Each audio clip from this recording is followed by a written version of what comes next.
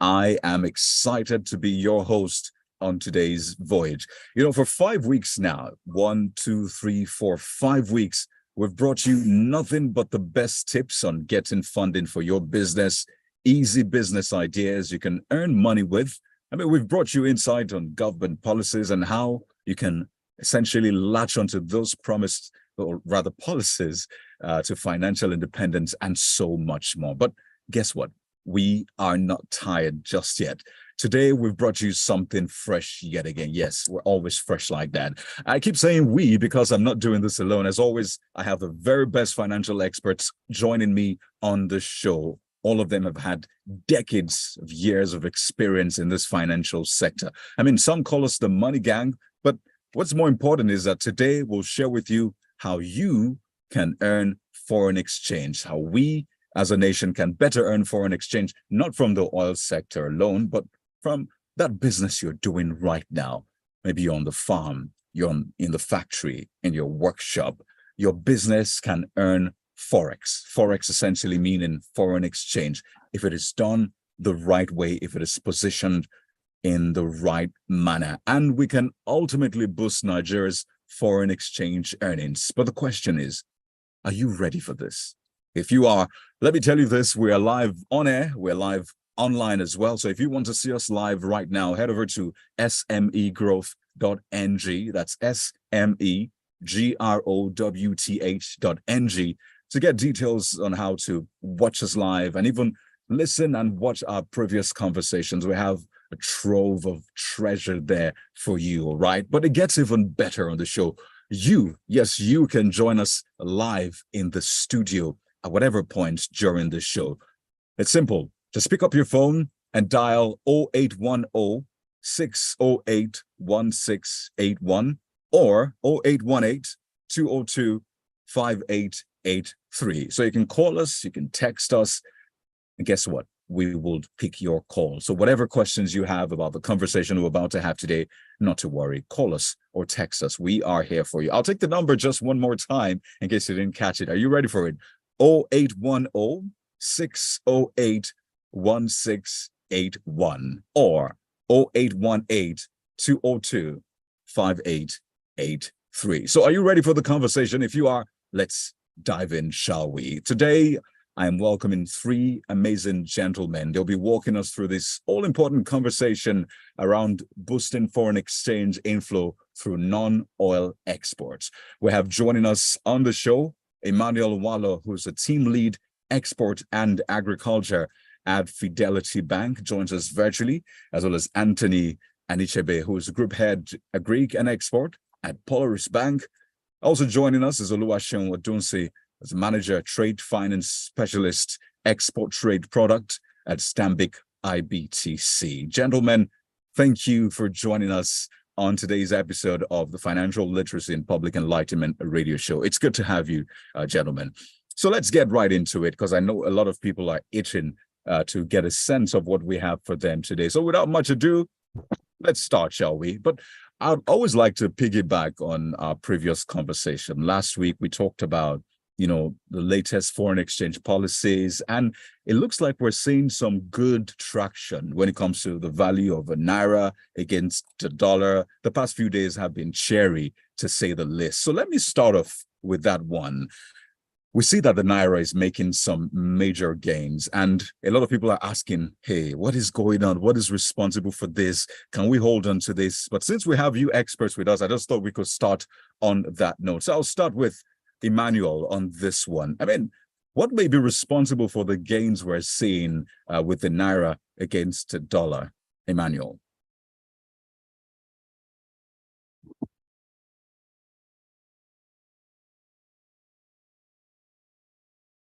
Okay, we'll come back to Emmanuel. I see Emmanuel still needs to join with his audio. Emmanuel, can you hear me? Yeah, I can hear you. Good evening. Oh, fantastic. Please go ahead. Why is the naira doing so well? That's our prayer. But can you help us understand what's going on?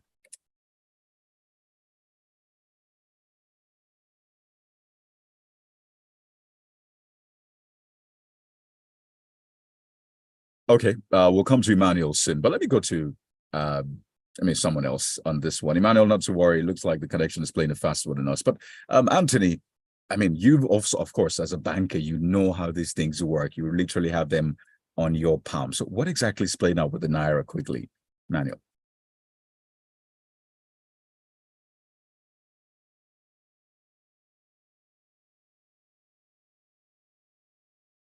All right. All right. Not to worry. Okay. Well, at least we have finally Oluwaseun with us. Okay. Oluwaseun, bail us out here. Okay. Looks like Emmanuel and Anthony's connection failed in us.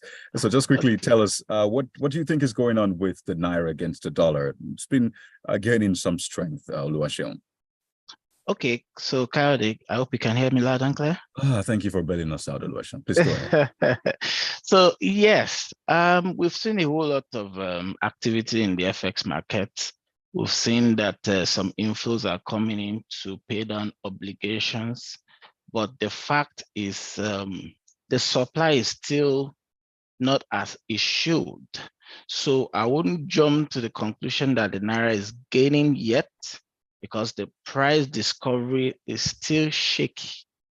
You know, the source, yes, the new policy came on stream and is supposed to increase supply. Don't forget that it's a matter of demand and supply.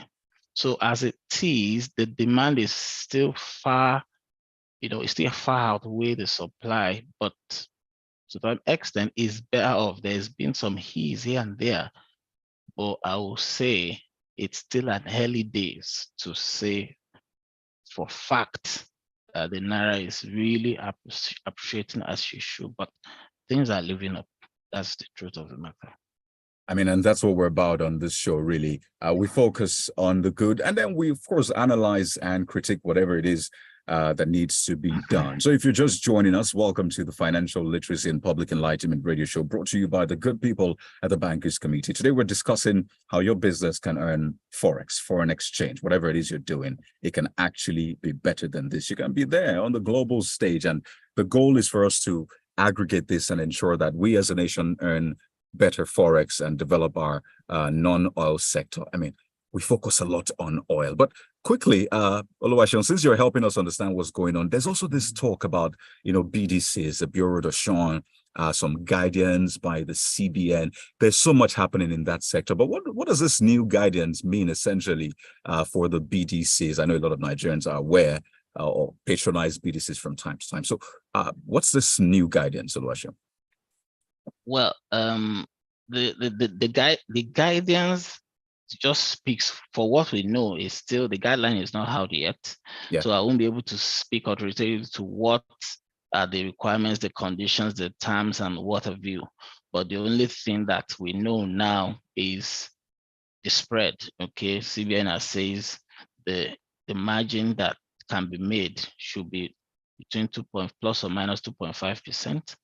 Okay, as a spread, and of course the reporting that should be done as per weekly, daily, monthly, yearly, as it should.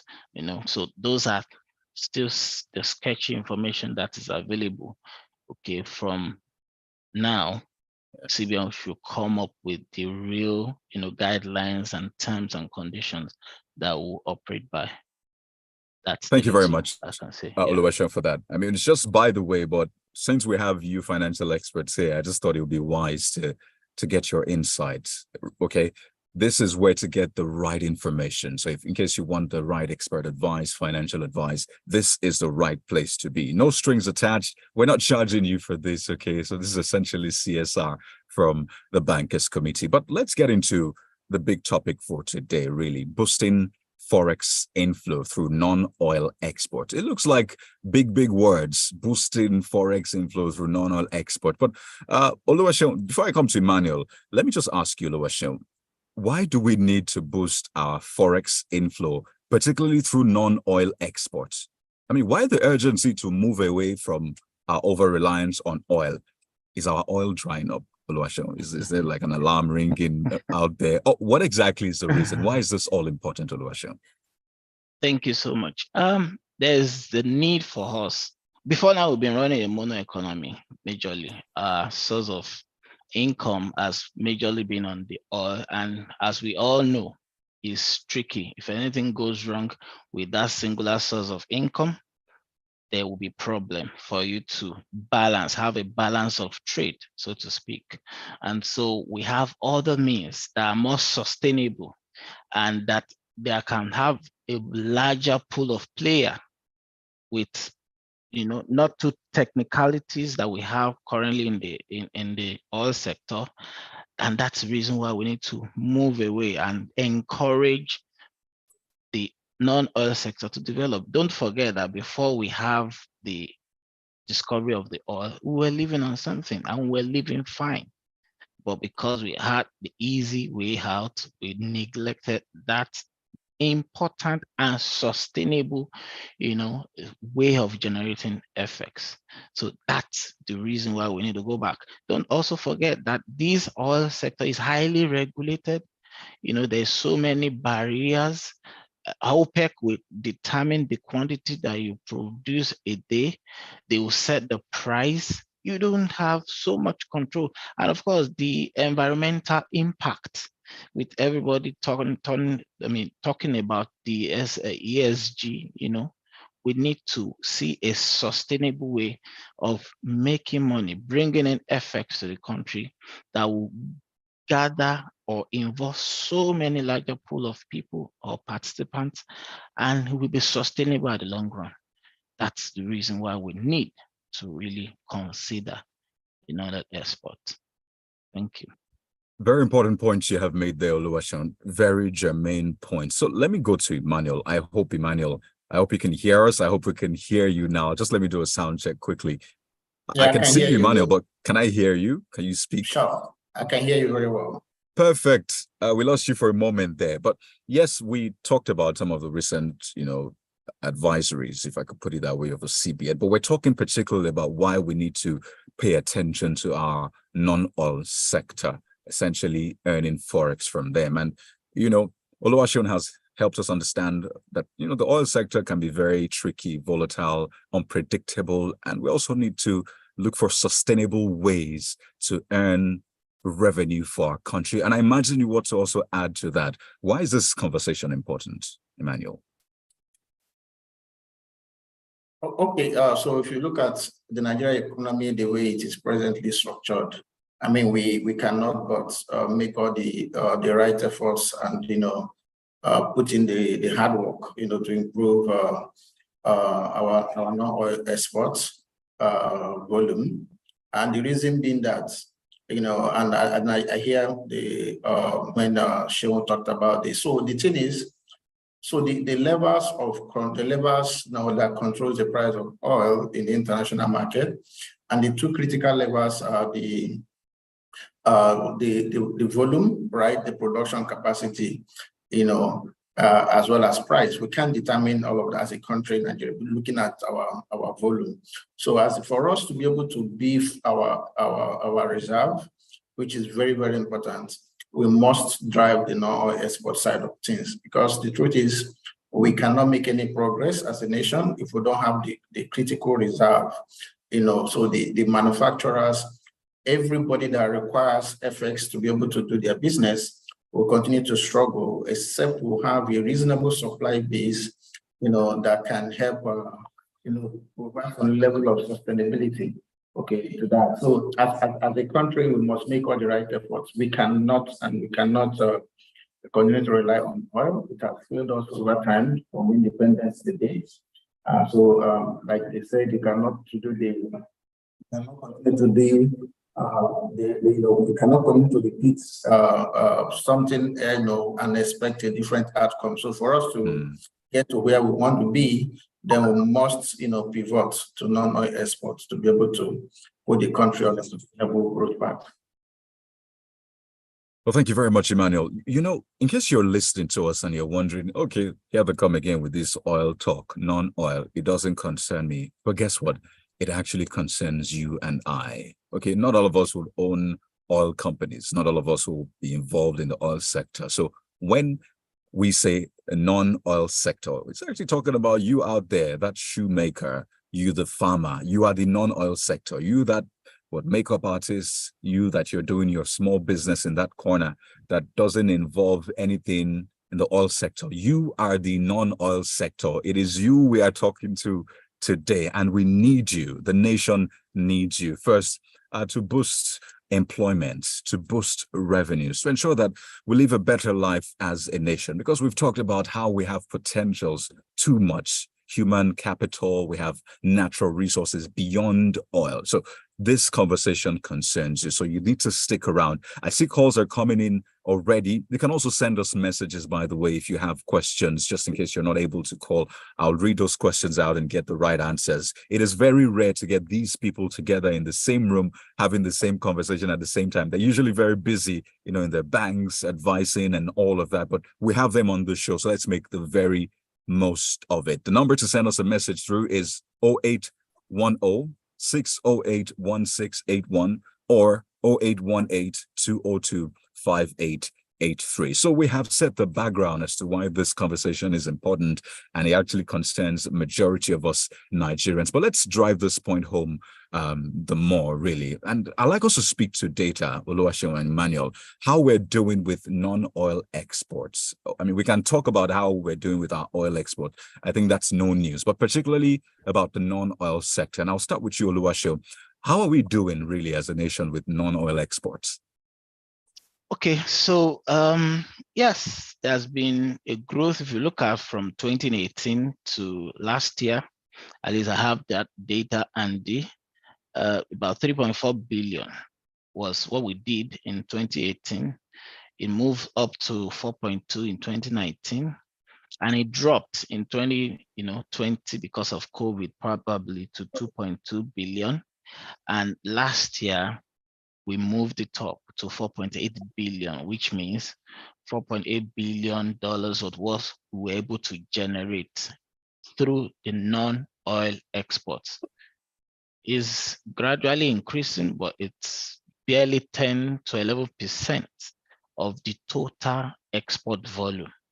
Now, which still means that the oil sector still generates about 88 to 90% of the general exports from the economy. But it's not bad, because I mean, there's an effort to move things up right from 2.2 in 2020 during COVID era to 4.8. So that's almost like double, more than double. So we expect to continue in that, stride to get things better, going forward. If there's more time, I can speak to the specifics of those, non-oil areas or sector that are booming, but I guess we get to that. So probably I should stop with that. We are not doing badly. Things are living up, and it can get better. Absolutely. Thank you, Oluwaseun. So you get the point now. I mean, we're doing 10, 11% when we could actually be doing way more. It's like having a car that runs on two engines, but what you're doing is you're just focusing on one engine alone. Very soon, that one engine will grow tired now, and I mean, you'll now be left with a comatose car. So that's the point we're trying to make. The non-oil and the oil sector should essentially work hand in hand. So if you're having, let's say, $400 billion, I'm just saying, for the non-oil, for the oil sector, that is, we should be able to do substantially well in the non-oil sector. I mean, and we can, because we have all of those potentials. Who says we can do $100 billion for the non-oil sector and more? Again, it takes me to that point that it takes you out there to actually contribute to that with your goods, your services, export it, and then we earn more Forex. It's good for you, by the way, of course. Primarily, it's good for you, and it is good for the nation at large. But let me go to Emmanuel and get his, get him to piggyback on that point as well, how we're doing when it comes to non-oil exports regarding the data and perhaps the potential that we have, if we have figures as a projection, so we know where we're going to. Okay, so Kade, thank you. Okay, so with all of the figures that the other speaker has highlighted, so when you look at it, like you said, 13%, 12%, maybe maximum 15% on the non-oil side, as against the oil 85% thereabout, 86. So you see that we are nowhere close to where we want to be. The reason being that even with the oil exports, what we export basically is crude oil, So there is no value addition, right? So if we can add value to the crude oil by probably exporting refined petroleum and petrochemicals, yes, we are doing slightly well on the petrochemical side, but not as much compared to the potential that we have. So if only we could, emphasize on value-added export of the crude oil and its derivative, that technically means that we'll probably be talking about 4 or 5 times, in terms of earning.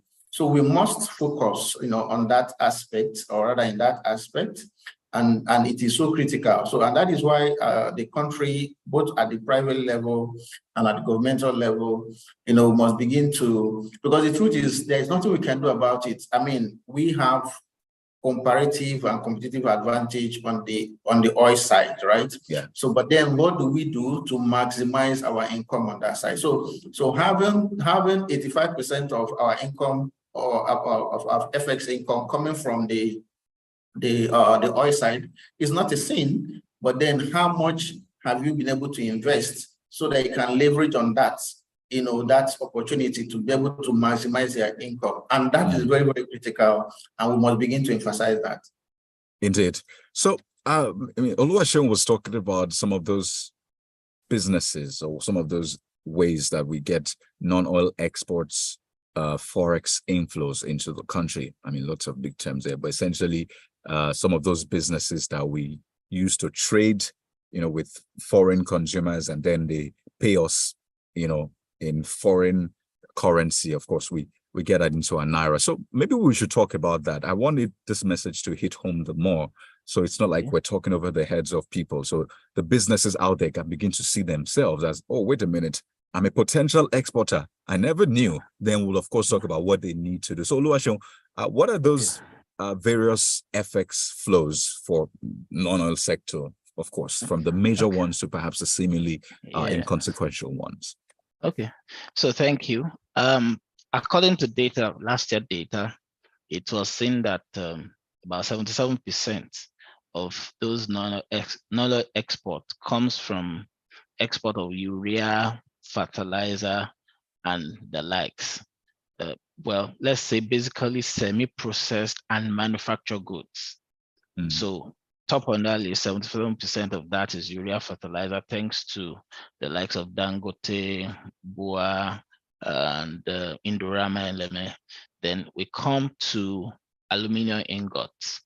That's those that process scrap to aluminum ingots. That also top the list. Then we have the tobacco company that also was there. Then, of course, the others.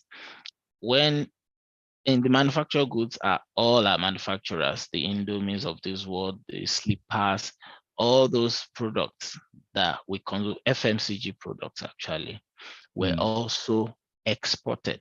So anybody playing that value chain, be it as a supplier or the distributor, sub-distributor, you are a potential exporter. Not only can you sell locally, you can also package to African countries, package to Europe, Asia. Thank God, I mean, everything has its pros and cons. The jackpot too has created a movement of Nigerians out of here to other places, and they crave, these are local, material manufactured, which you can also export. So they topped it, they gave us about 1.76 billion out of the 4.8 billion that we had last year. Second in the group are the agri-produce, all the cocoa, bean, cashew, ginger, sesame, everybody in that value chain, they're a potential exporter, because I mean, yes, they are raw, exported raw, but with the advent of RT200 and schemes like that, there's renewed and increased enlightenment to add value to all of these things, semi-process it, clean it, do proper packaging before exporting, so that the value we get from it apart from the volume, there will be increase in volume and increase in value. Then, of course, the third and the list are solid minerals. We know that this is just gradually evolving, but it's also a very good, they came third on the list of the non-export items for last year, and this can be developed. All the, the cathode, the tin ore, lithium, zinc, lead, all of these things are what gold. All of these things are what we can work on, and anybody playing in that value chain are potential exporter and can generate effects to help their business. Yes. All right. Let me take this to Emmanuel now. I love, the ideas I'm thinking about. So as a tailor now, I can actually play in that sector. I don't have to just be, for lack of a better term, a local champion. I can actually find ways to package my goods, put it out there either on social media and get it sold. But let's drive home the point the more, Emmanuel. And, still talking on some of those Forex inflows, those businesses that we may have thought are inconsequential, but they are actually very, very vital to this conversation. Emmanuel, would you like to, give another angle? Yeah, so it will interest you how much of Nigerian, or how much volume that is done when it comes to Nigerian fashion. And so overseas at the moment, especially in the UK and in other areas where you have significant Nigerian diaspora or African diaspora communities. Okay, so much activity is going on at the moment. So there is this renewed consciousness. Let me put it that way.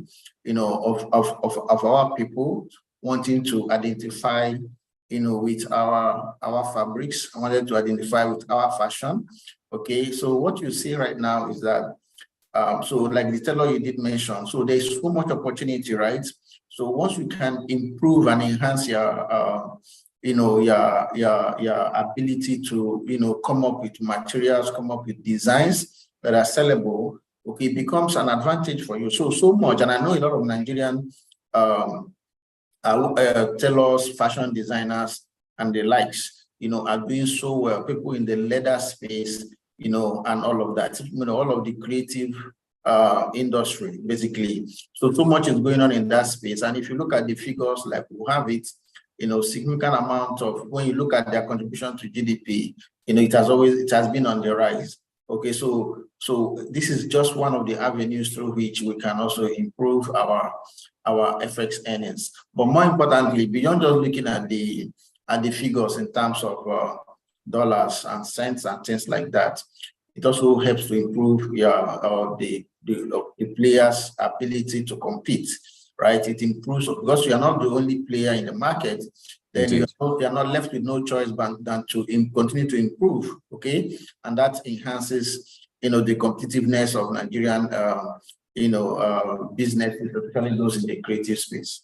Emmanuel, you've touched at a very important point, and that is what we'll explore when we return from this break. We're due for a break now. You're still listening to the Financial Literacy and Public Enlightenment radio show, brought to you by the Bankers Committee. And we're talking how your business, that business you're doing in that corner, how it can be a global player. It is possible.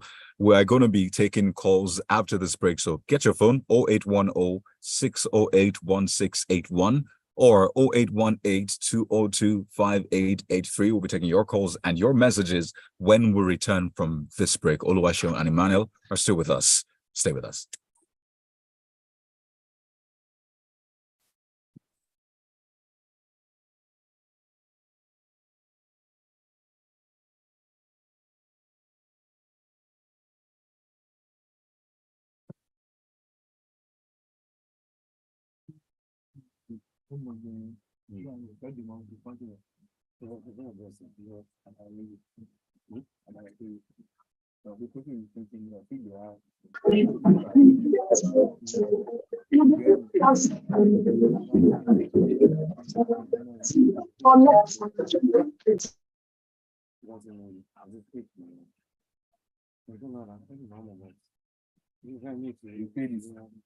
If we finish, we will finish himself.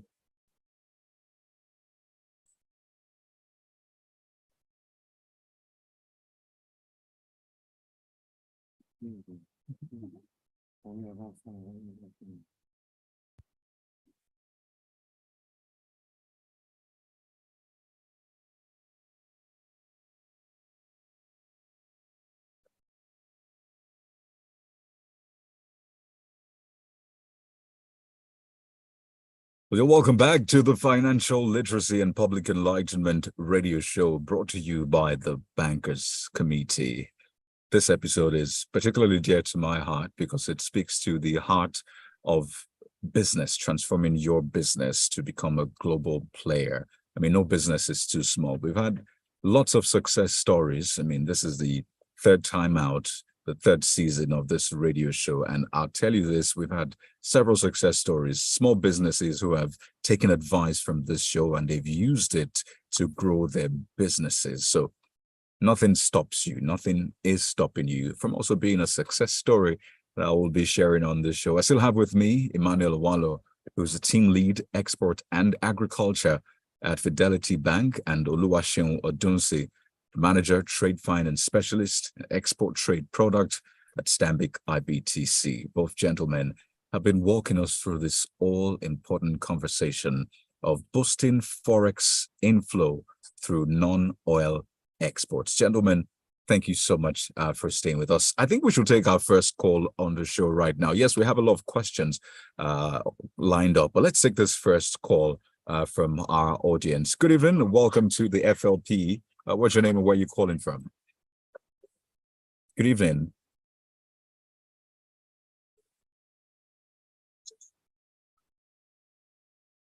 So very good discussion and development of our economy. Hello? Yes, please go ahead. Can hear you loud and clear. How is that MSMEs and micros or because their analysis shows only the advantage got from big companies like Dangote, Durham, and Rent. So don't they have data that can actually show the contribution of MSMEs? Because at the end of the day, it's narrowed down to bankers being involved. There's no way you can have that kind of transformation in MSME without the contribution of bankers. But SME are always out of the target as far as interest rate is concerned. Yeah. So what is the nexus between our current interest rate? Because they are bankers and they understand the language they are saying. So as an operator in a small scale industry, I know it's not easy. You have to face a lot of regulations. And then from the government side, Nigeria Export Promotion Council, what are they doing currently? So those are the issues that we actually bring about that kind of transformation there. Not just mentioning the blue chip companies alone. Right. So the pool of SME was put in market. And those one cannot afford maybe currently 20 to 30% interest in Nigeria banking industry. Thank you very much for that question. A very important question, really. And that's the essence of this conversation, driving it down to the very smallest of businesses. And in fact, that's where we're coming to just after the break. But I'd like Oluwaseun and Emmanuel to respond to his question. I think it was particularly about interest rates and getting support for business. Incidentally, we have discussed this on the show. Okay, so in case you missed it, you can go back to our previous episodes on how to get finance for your business. But Oluwaseun and Emmanuel, your thoughts on that question? Okay, I know this has been a recurring decimal. I mean, questions will always be asked around interest rates. But it's important that listeners know that interest rate is a function of the market. It's a function of so many things out there. But left for the bank, I mean, why wouldn't the bank want to lend at 1 or 2% or 3% or 4%? Okay, but there is something that determines that, and it is actually the market. So until we deepen our markets to that level where, all of these things are taken care of. So continue for now, probably will remain at this high interest rate environment. But that's beside the point. So it's not all about interest rate actually for businesses. Okay, it is worthy to note that a lot of businesses here in Nigeria are still making a lot of money despite the interest rate environment. So interest rate is not only the sole determinant of profitability or of success in business. Okay, so we'll continue to do for us as bankers. Our job is just to continue to intermediate, that financial space, and we'll continue to do so.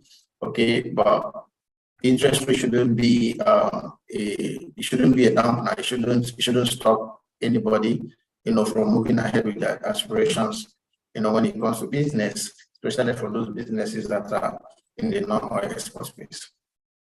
All right. Let me take this to Oluwaseun quickly. And I think the question he was also trying to raise is how accessible finance is for the smallest businesses. I think he had a grouse with just focusing on blue chip companies and big companies, when in fact, there's a lot of the small businesses do a lot of heavy lifting. Yes, individually it might be small, but I mean, the aggregation is quite heavy. So in terms of getting financing, what advice would you give him? Okay. So thank you. Yes, as I always say, starting small is not a sin. At least you learn from there and you scale up. And that's why we are here as bank, to help you scale up your business. So when it comes to export business, you may not be able to do it alone and at the start, but that's why we have cooperatives, units. You can aggregate, you can join forces, 2-3 players of the same, interest in the same sector can pull resources together, demonstrate capability and capacity.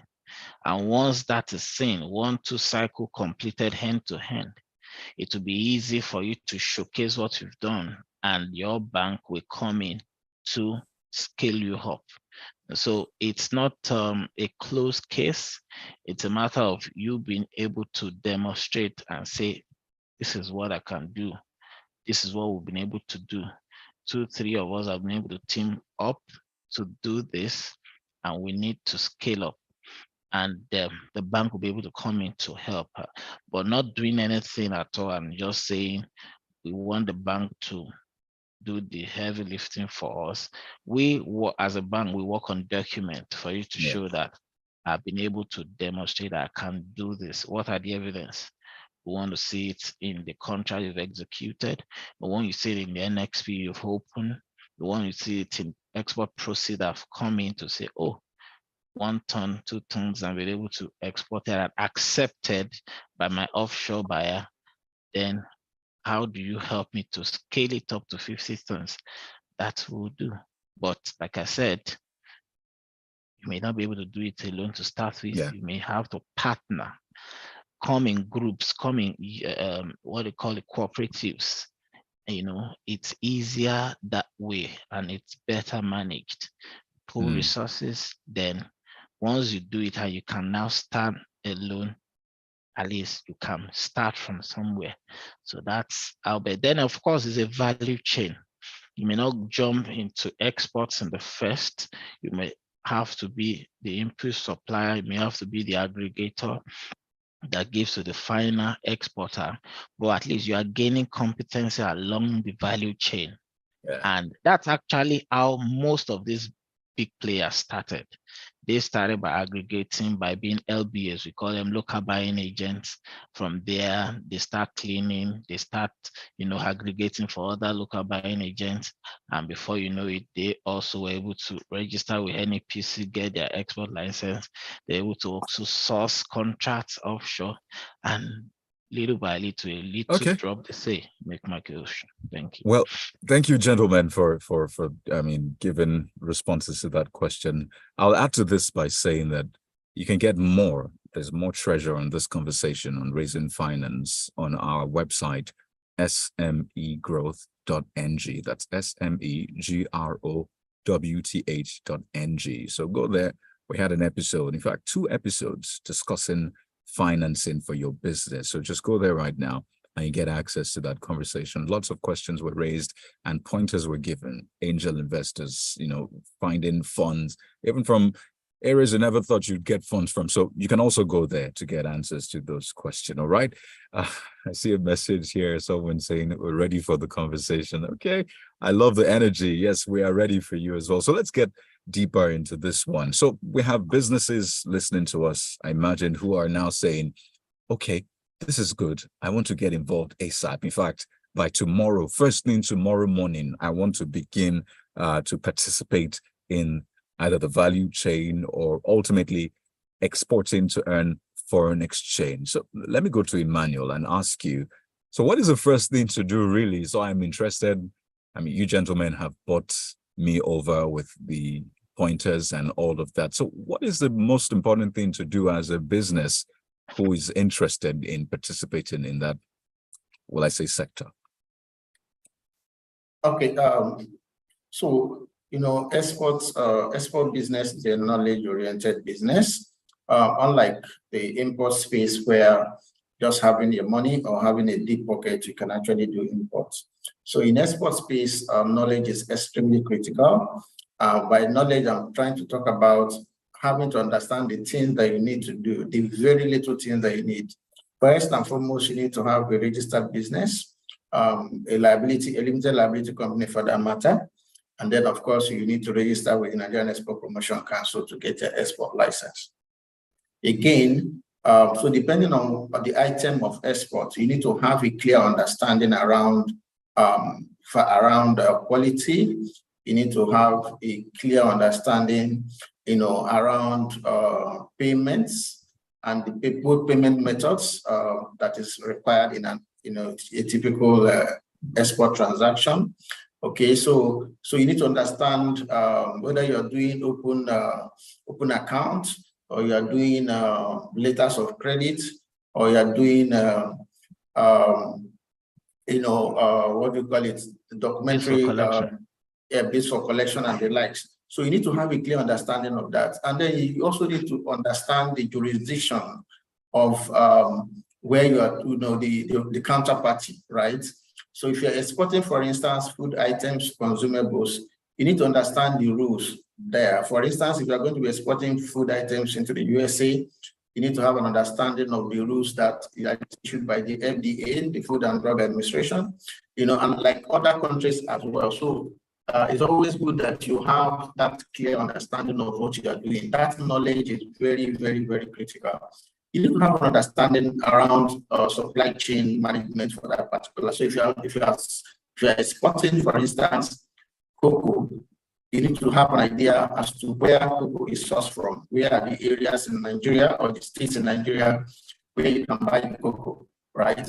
So you need to have all of that. Product information is extremely critical. You must have clear and perfect understanding of all of this.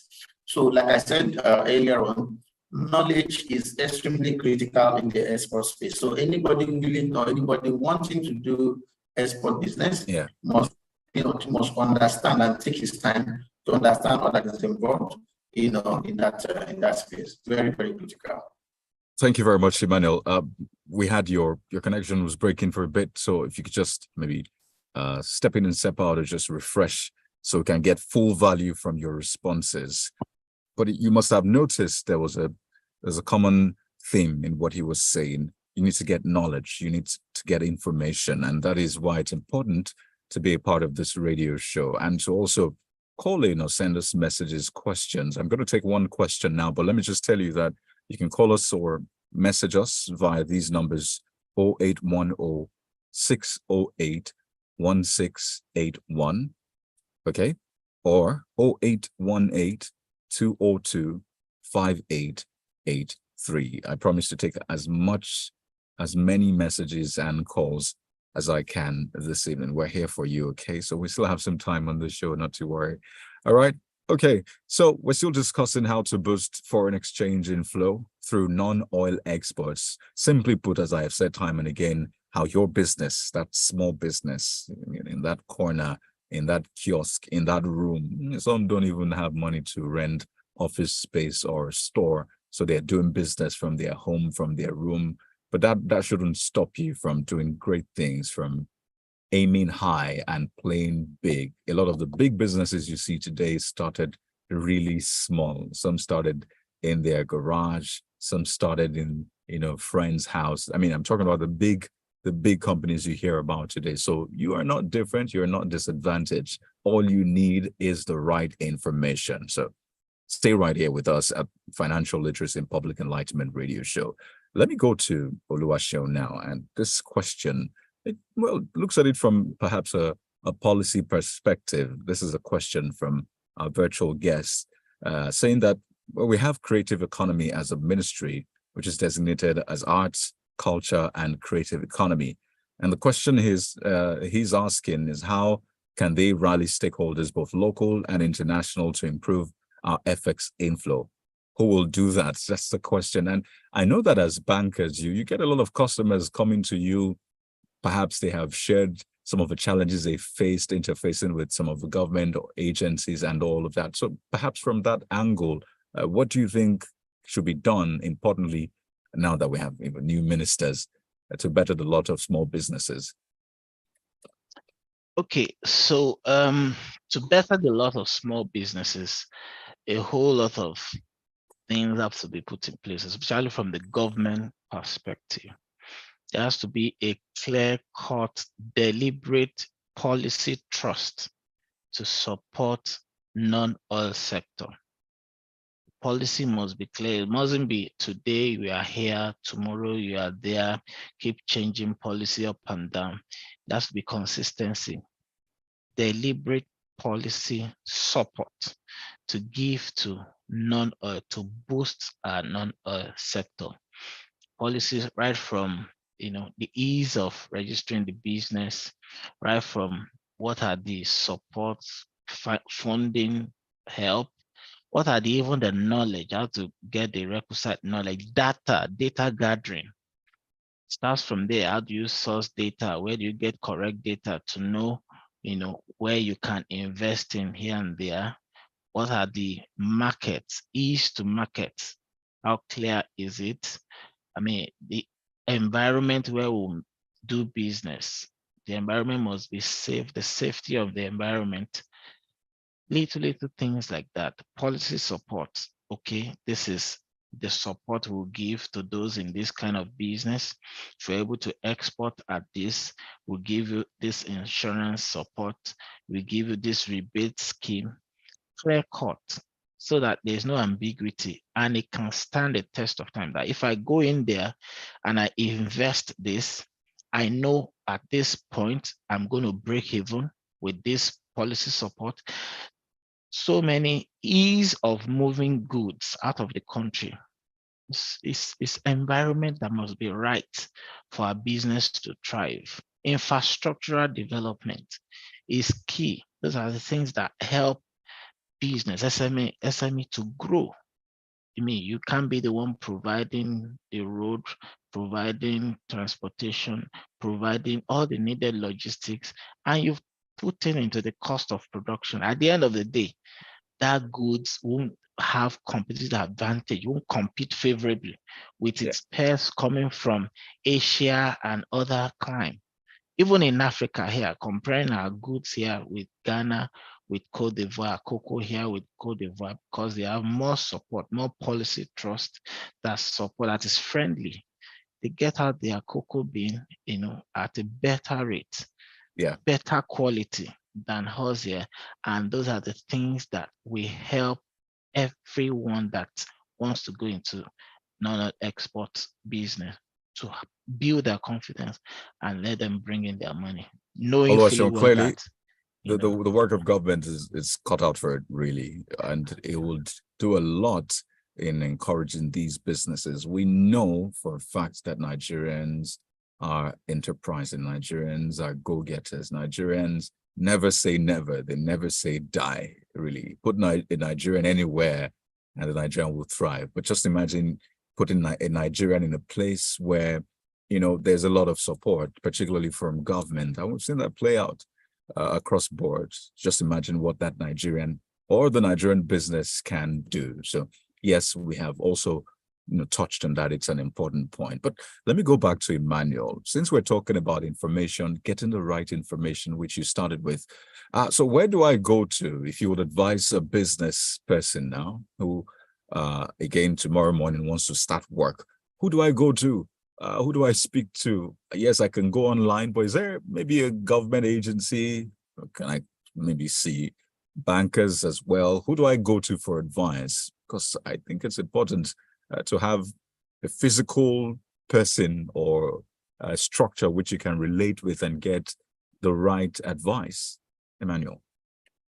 Okay, so primarily, especially at the preliminary stage, so the Nigerian Export Promotion Council is a very wonderful government agent, that can provide at least information around products, especially on the all of the products that are exportable out of Nigeria. We're talking about the agro-commodities, the solid minerals, and the likes. So they have a reservoir of information that a prospective exporter can leverage on. Okay, but then as you go on, your banker becomes a very good friend, right? So you can approach a banker to talk, especially in the area of finance, and not just that as well, but also in contract as well. So your banker can also help look at that document that you have gotten from your prospective buyer by way of export contract, and then help you look through it to see if there are pitfalls, if there are traps that can actually endanger your business. So it is important that you speak with any PC1. It's also important that you maintain a very good relationship with your banker, in these areas that I have highlighted. But like we said, so Google will continue to be your friend at all times, right? So for those information that you may want to seek here and there, so Google will also come in to help with some minimal level of information, which of course will require verification and authentication from either your banker or maybe the government agencies that are charged, with promoting export trade. There you go. So there you go. Those are the vital points you need to touch on. And I'm glad you mentioned the Export Promotion Council. Naturally, that will come up a lot in our conversation because of the role of the agency in exports and forex inflow. And I see here that the target is to reach about $25 billion of foreign exchange inflow. If you do the math, if you multiply that by, the current rates, that's what, about 10 trillion naira. To put that in context, Nigeria's budget is just over 20 trillion naira, and we're really struggling to raise revenues with the oil sector. So imagine we have like 10 trillion naira just sitting there in the bank from the non-oil sector, and then we add the oil sector to it. Maybe let's imagine we get, let's be generous, 10 trillion naira. I mean, why do we need to borrow as a nation? So it's important that all hands stay on deck on this one. So your business can actually be the game changer for Nigeria. I keep saying that. Don't think that your small business is too small, okay? Picture your business as small but mighty. We're winding down now. We have just less than a minute to go on this one. And gentlemen, I'd like to get your final words, really. If you would advise someone on a sector to go into, a business to do, and you know that this one, now sure banker as bankers, which would you advise? I'll start with Oluwaseun, 30 seconds, and then Emmanuel, 30 seconds, and we wind down. Well, all the value chain are good, but agric is the bedrock. 70% of production comes from here. And so if you look at the agri value chain, you won't go wrong. From crop production to livestock, and see how you can package it and export from that. You won't go wrong. You won't go wrong. Emmanuel. Yeah, second to that is also in the creative space. So we talked about fashion, we talked about leather, right? We talked about cosmetics. So these are also low-hanging fruit areas that an intending exporter can start with very little capital, to be able to get into these markets. And the good thing about it is that you can actually have this things exported. You don't require the freight, you don't require the freight forwarders, you don't require the shipping lines. You can actually put these things in packs, and then Indeed. send them through the airline, into those other markets, and you make your sales. Yeah. So there you go. Free of charge, advice free of charge. We're not charging you. I'd like to thank you so much, gentlemen, for your time on the show. Emmanuel Nwaller, Team Lead Export and Agriculture, Fidelity Bank, and Oluwaseun Odunsi, Manager, Trade Finance Specialist, Export Trade Product at Stanbic IBTC. Thank you so much. And on behalf of the production crew, Bolanle Uyemi, Director, FRC and Lagos Operations, Maria Uoma, who's the Assistant Director Programs, and of course the engineering team, Engineer Latif Olatunde Oladejo Rilwan, Daniel Koye, and Ido Eusebio. Thank you so much. And of course, Samuel, who's on the camera. It's been an amazing time. Don't forget to always make profit in whatever you do. Till next time I come your way, I'm Kayode Okikiolu. Goodbye.